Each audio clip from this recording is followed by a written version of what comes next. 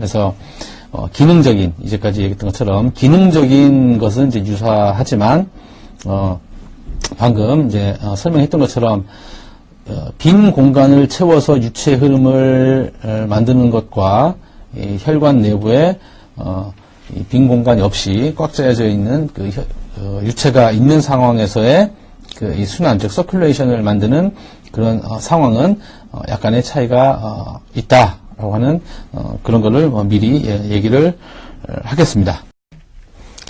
네, 그 베르누이 방정식에 대해서 이제 설명을 해보도록 하겠습니다. 우선 이제 마찰에 의한 손실이 없는 경우라면라고 하는 게 사실 중요한 이 가정이 되겠습니다. 자, 마찰에 의한 손실이 없다라고 했었을 때 비압축성 유체 흐름이라고 하는 것은 바로 여기 써 있는 것처럼 베르누이 방정식에 의해서 취급될 수 있다라고 이렇게 얘기를 합니다. 그리고 이 우선 베르누이 방정식에 관계된 얘기를 우선 해보도록 하겠습니다.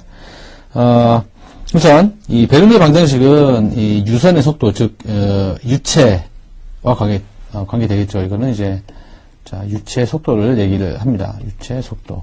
그래서 유체 속도의 흐름을 우리가 유선이라고 하고, 이거는 어떤, 유선의 속도와, 그리고 이 속도에 의한 압력, 그리고, 높이 사이의 관계를, 다루는 그 방정식이 바로 베르누이 방정식입니다. 그래서 이 베르누이 방정식은 다시 한번 얘기를 해보면 이 비압축성 유체인 경우에 대해서 설명을 하는 방정식이 됩니다. 그래서 이 베르누이 방정식의 가장 중요한 이 가정 중에 하나는 바로 흐르는 유체에 관해서 어떤 점에서도 적용이 된다라고 하는 사실입니다. 자, 이거는 바로 에너지 보존과 관계되는 에너지 보존. 과 관계되는 그 얘기가 되겠습니다. 제 앞에 그 다음에 보이는 이제 수식을 보면서 설명을 해보면 좀 더 이해가 쉬울 것 같습니다.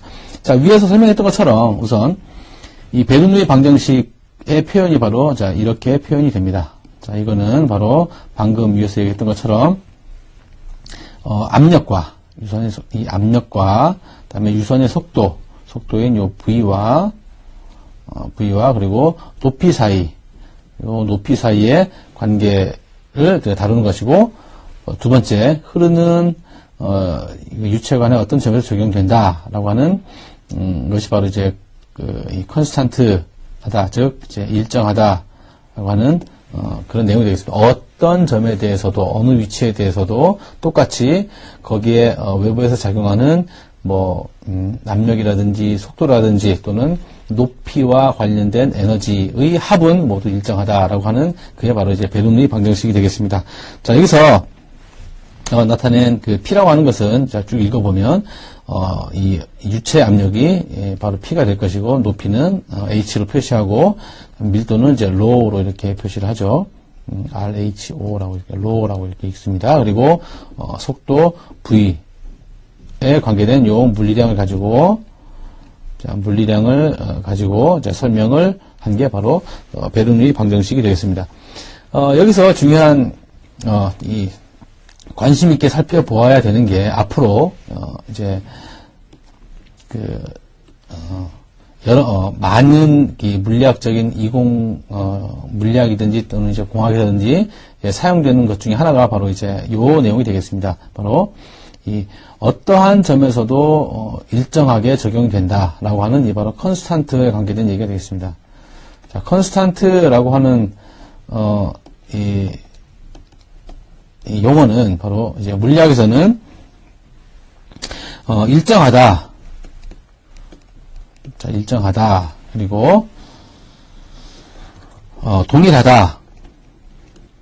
자, 동일하다라고 하는 이 뜻으로 사용이 됩니다. 자, 이 얘기는 결국은 이제 에너지나 어떤 이런 게 보존이 된다라고 하는 그런 중요한 뜻을 이제 갖고 있는 용어가 되겠습니다. 그래서 컨스탄트라고 하는 것은 보존과 관련된 그 아주 중요한 용어이다라고 이렇게 기억을 해두면 될 것 같습니다. 그리고 참고로 이 컨스탄트는 수학에서도 사용을 하고 있죠. 수학에서 뭐 예를 들어 미분 적분 같은 경우에서는 부정적분인 경우에 대해서 이 C로 이렇게 표시를 합니다. 여러 가지 값들 중에. 그래서 이 C가 바로 컨스탄트라고 해서 수학에서는 이제 상수라고 이렇게 얘기를 하죠. 그래서 임의의 상수. 그래서 우리가 방정식에 포함된 그 미지수가 있는 값이 아니라 딱 고정이 되어 있는, 우리가 알고 있는 이 특정한 값을 갖고 있는 것을 이제 상수라고 이렇게 얘기를 하죠. 그래서 수학에서는 이제 이렇게 사용이 되고, 개념적으로는 사실 비슷하긴 하지만 일정한 거든지 동일하다는 것이든지 간에 이거는 어떤 값을 꼭꼭 그 값을 갖는다라고 하는 그런 뜻으로 이제 이해를 해보면 되겠습니다. 자, 아무튼 간에 컨스탄트 하다, 즉 이 유체인 경우에 대해서도 마찬가지로 흐르는 어떤 점에 대해서도 이 변하지 않는다면 어떤 점에서도 똑같이 그 값은 어떤 값이냐면 압력하고 높이와 관계된, 그리고 이 속도와 관계된 모든 외부에서 작용하는 에너지의 합이 항상 일정하다라고 하는 그런 뜻이 되겠죠. 자, 이거는 강체인 경우에 대해서 잠시 언급을 해보게 되면, 우리가 단진자에 대한 운동을 얘기할 때, 자, 요만큼 높이 올라왔었을 때 여기에서의 운동 에너지는 최고가 될 것이고 가장 크게 될 것이고, 위치 에너지는 가장 작게 될 것이고, 여기서는 위치 에너지는 최대가 될 것이고 운동 에너지는 정지할 상태에 있을 거니까 최소가 될 것이다. 자, 그러면 요 물체가 요 위치에서의 에너지의 총합하고 요 위치에서의 그 에너지의 총합이 서로 같다라고 하는 게 바로 이제 에너지 보존 법칙이었었죠. 그래서 이 에너지 보존 법칙도 마찬가지로 여기에서의 운동 에너지, 그다음에 위치 에너지의 합하고 여기에서의 운동 에너지, 위치 에너지의 합이 서로 이제 일정하다라고 하는 게 바로 에너지 보존 법칙이었었습니다. 그래서 마찬가지로 강체인 경우와 마찬가지로 이제 유체인 경우에도 똑같이 적용이 된다라고 하는 사실입니다. 네, 베르누이 방정식에 대해서 이제 물리학적인 관점에서 이제 설명을 다시 한번 해보도록 하겠습니다. 우선 이 그림은 베르누이 방정식을 이해하기 위한 계략도가 되겠습니다. 우선 우리가 관심 있는 관심 있는 대상인 유체의 이걸 좀 우리 편의상 단위 유체라고 하겠습니다. 우리가 관심 있는 요 정도의 이 유체가 Z1 높이에 있었던 요 유체가 속도 V1이고 그거에 대한 단면적이 A1이다. 이게 어떻게 이동을 해서 요 위치가 됐을 때 이때 유체는 이제 똑같이 변함은 없겠죠. 질량이라든지 여러 가지 밀도라든지 그런 거 관련된 건 전혀 변하지 않고, 그리고 단순히 위치가 이렇게 바뀌었고 속도가 이렇게 바뀔 것이고 그리고 단면적이 이렇게 바뀌게 되었다면 여기에서부터 여기까지의 그림에서 표시한 것처럼 약간 좁은 곳에서는 이만큼 양이 될 것이고 넓은 곳에서는 이만큼 양이 된다는 것은 우리가 쉽게 생각을 해볼 수가 있는 내용이 되겠죠. 자, 그러면 앞에서 설명했던 것처럼 이 베르누이 방정식이라고 하는 것은 어떤 임의의 위치에 대해서 위치에서의 압력이라든지 그다음에 높이에 관계된 것과 그다음에 그 유체의 속도가 바로 일정하다라고 하는 얘기가 됐었죠. 그래서 이 베르누이 방정식은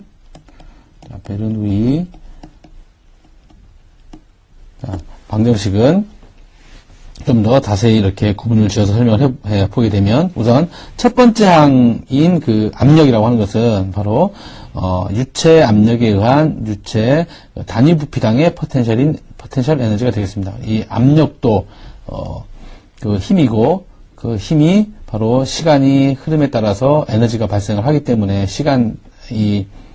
단위 시간당 흐르는 작용하는 힘이 바로 이제 에너지가 되기 때문에 압력도 마찬가지로 포텐셜 에너지라고도 이렇게 표시할 수가 있겠습니다. 그래서 압력의 단위는 우리가 잘 알고 있는 것처럼 단위 면적당 그 힘, 이 정의로부터 단위 면적당 A분의 F가 될 것입니다. 이때 A가 바로 이제 단위 제곱 센티미터가 될 것이고, 그 다음에 이 F라고 하는 것은 이제 힘의 단위인 라인으로 이렇게 표시를 할 수가 있겠죠. 자, 이거는 CGS 단위인 경우에 대해서, 이렇게 표시할 수가 있겠고, 바로 이제 예를 들어 SI 단위계라면, 뉴턴 퍼, 제곱미터가 되겠죠. 그래서 압력이라고 하는 게, 압력의 단위가. 자, 그런데, CGS 단위계에서는 이제 다인으로 표시하고, 그 다음에, 센티미터로 이렇게 표시를 하게 됩니다. 자, 이거는, 방금 얘기했던 것처럼, 포텐셜 에너지라고 이렇게, 할 수 있었기 때문에, 이 압력이라고 하는 것과, 에너지와의 관계는 바로, 이와 같은 관계가 있습니다. 그래서, 이게 에너지와 관계된 얘기가 되겠고, 이거는, 이 최적과 관련된 얘기가 되겠습니다. 그래서, 단위 최적당의 에너지가 바로 압력의 단위인 요 값과, 같다라고 하는 얘기 되겠습니다. 자, 요 내용과 관련된 얘기들은 굳이 이렇게, 중요하게 다루어지는 제 내용은 아니겠지만, 이렇게, 이 에너지로, 지 압력도 이제 에너지다라고 하는, 그런, 그 사실만 우리가 이제 이해를 해보면 될 것 같습니다. 자, 그리고 높이와 관련된 두 번째 항은, 밀도와 중력 가속도와 높이가 있는, 즉, 단위 부피당의 중력 포텐셜 에너지가 되겠습니다. 이거는 우리가,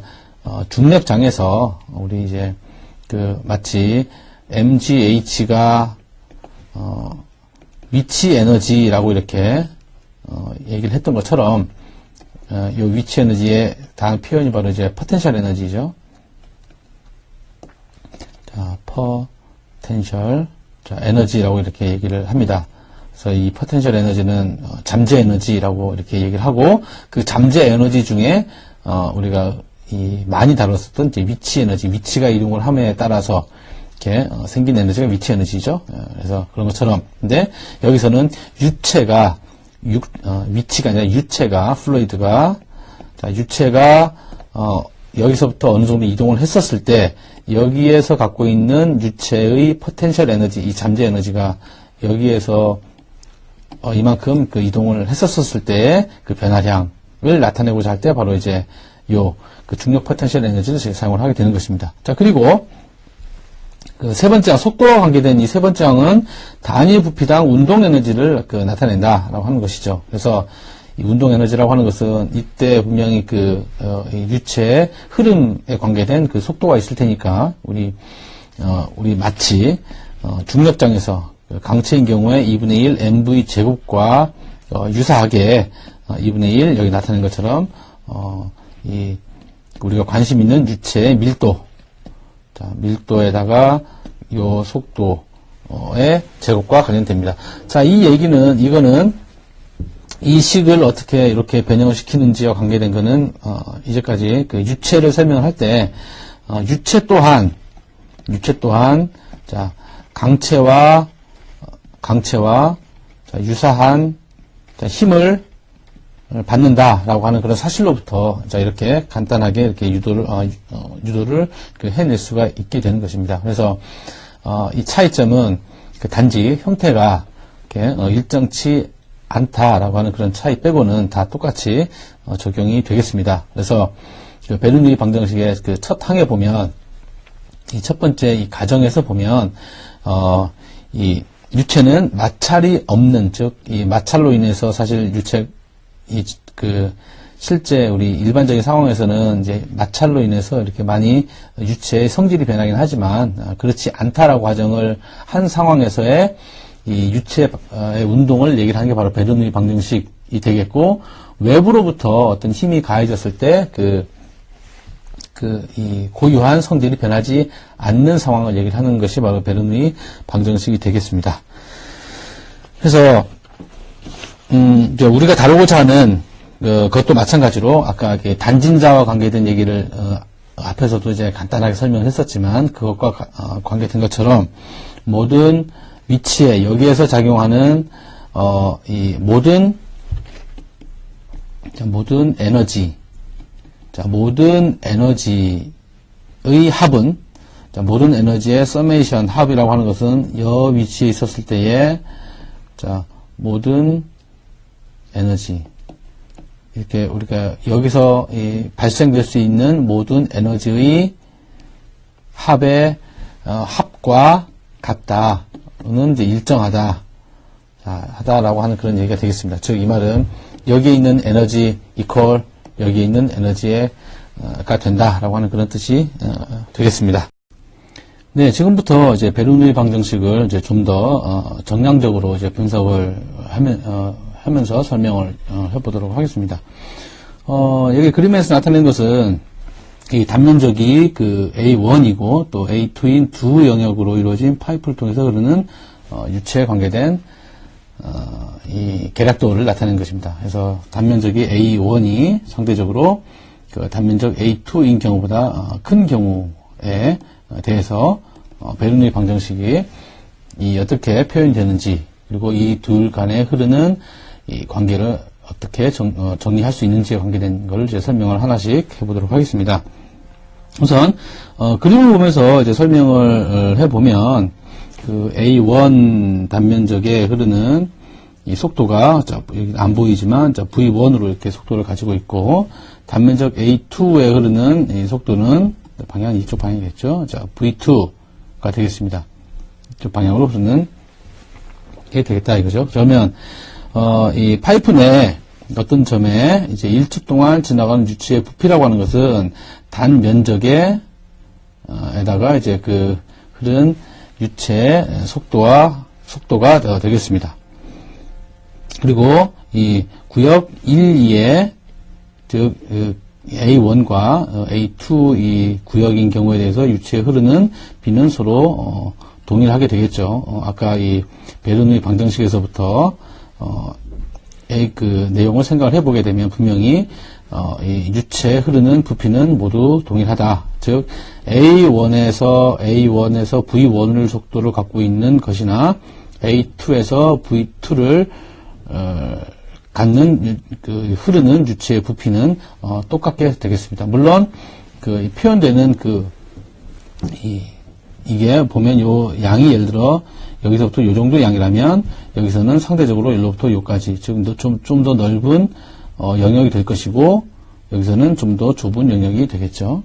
자, 그러면 이 관계로부터 이 나중 요 A2 이 구역인 경우에 대한 속도로 이렇게 표시를 해보면 분명히 자, 이와 같이 정리를 할 수가 있을 것이고, 자, 이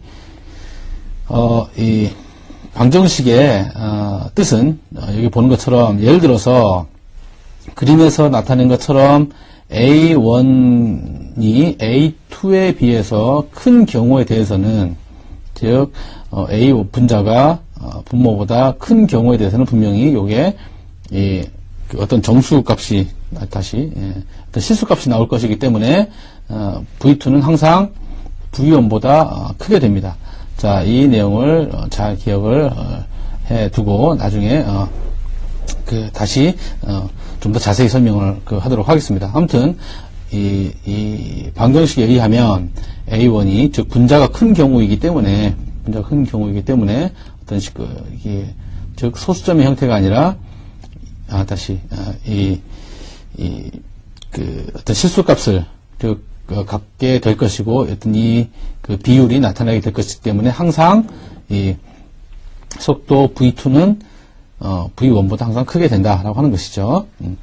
자, 그리고 베르누이 방정식은 표현이 바로 자 이렇게 요 영역에 대해서 이 A 구역인 영역, 이 A1 영역에 대해서의 이 에너지, 즉 압력이라든지 위치라든지 속도와 관계된 그 값과 그리고 구역 2에서의 압력, 그다음에 높이, 그다음에 속도와 관계된 외부에서 작용되는 에너지의 값들은 각각 일정하다라고 하는 그런 게 되겠죠. 자, 그런데 그래서 이 수식과 같이 쓸 수가 있고, 그래서 두 구역이 예를 들어 이렇게 놓여져 있다면 높이에 대한 변화가 없기 때문에 즉 H1과 H2는 항상 같은 값을 갖는다라고 가정을 해보게 되면 요 위식에서 요 h1과 h2의 값이 서로 같기 때문에 서로 이제 없어지게 되면 결국 p1 플러스 2분의 1 로 v1의 제곱 이 값이 바로 p2 2분의 1 로 v2의 제곱으로 이렇게 나타낼 수가 있겠습니다. 자, 이 식은 P2에 관계된 식으로 다시 한번 정리를 해보게 되면, 자, 이와 같은 형태로 나타내질 수가 있게 될 것이고, V2와 관계된, 즉, 여기서, 이동을 하게 되면, 자, 요게, 이렇게 이동을 하게 되는 식이죠. 그러면, 이렇게 되면, 이게 2분의 1로 V2의 제곱이 될 것이고, 요 V2의 제곱이라고 하는 것은, 요 있는 식을 사용을 하게 되면 자, 이와 같은 식으로 이렇게 정리를 할 수가 있게 되겠습니다. 자, 즉 이 말은 P2에 대한 압력에 관계된 이 관점에서 생각을 해보게 되면 P2의 압력이라고 하는 것은 P1의 압력에다가 바로 요 값을 빼준 값이 되기 때문에 항상 P2라고 하는 것은 항상 P1보다 항상 작은 값이 된다라고 하는 그런 얘기가 되겠죠. 자, 이 말은 자, 동일 속도 내에서 여기서 이 말은 자, 구역 2에서의 유체 속도가 증가하게 되면 그 구역에서의 압력은 감소하게 된다. 즉 P1 여기서는 요 내용 은 바로 앞에서 얘기했던 이 얘기처럼 항상 이런 상황이라면 V2가 증가를 하게 될 것이다 라고 하는 그런 뜻이 될 것이고 유체 속도가 즉 이 좁은 면적인 A2 영역에서의 속도가 증가하게 되면 요 값이 바로 압력은 항상 감소를 하게 된다라고 하는 그런 뜻이 됩니다. 자, 이 얘기는 어떤 얘기와 다시 한번 설명을 해보면 그 상대적으로 이 구역에서 즉 요 영역에서 속도가 증가한다. 자, 속도가 증가하게 되면 속도가 증가하게 되면 이 이유가 속도 증가의 이유가 바로 속도가 빨라지기 위해서는 즉 저항과 관련된 압력이 낮아졌기 때문에 속도가 증가했을 것이다 라고 하는 그런 얘기가 되겠습니다. 바로 이 얘기는 바로 왜 속도가 증가했느냐 는 바로 압력이 낮아졌기 때문에 속도가 증가했다라고 이렇게 표시할 수가 있는 거겠죠. 압력이 높았다 그러면 당연히 그 속도가 감소하게 되겠죠. 여기에 비해서 이제 속도가 증가한 이유는 바로 압력이 낮아졌기 때문에 그렇다라고 하는 얘기가 되겠습니다. 자, 이거는 우리가 여태껏 알고 있었던 요 내용과 조금 혼돈이 될 수도 있을 것 같은데요. 일반적으로는 자, 동일 속도인 경우에 대해서는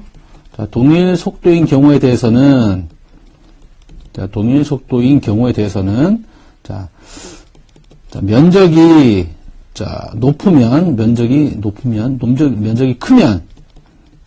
크면 압력은 낮아지고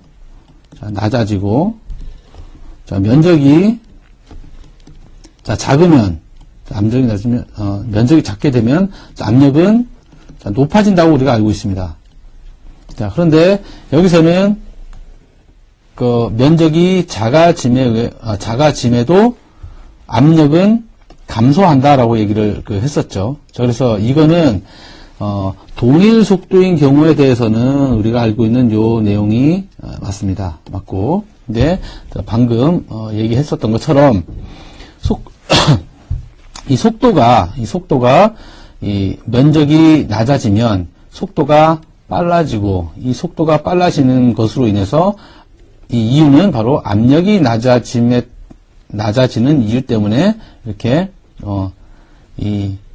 그 속도가 증가하게 된다라고 하는 것이 되겠습니다. 그래서 이거는 상대적인 자, 상대적인 속도 변화, 자, 변화를 설명하기 하는 내용이 되겠고, 우리가 그냥 일반적으로 알고 있는 이 면적이 크면 압력이 낮고 면적이 작으면 압력이 크다라고 하는 얘기는 동일 속도인 경우에 속도로 흐르는 유체인 경우에 이렇게 적용이 된다라고 하는 것입니다. 그래서 이 두 가지 상황은 반드시 비교해서 이해를 구분해서 이해를 해둘 필요가 있을 것입니다.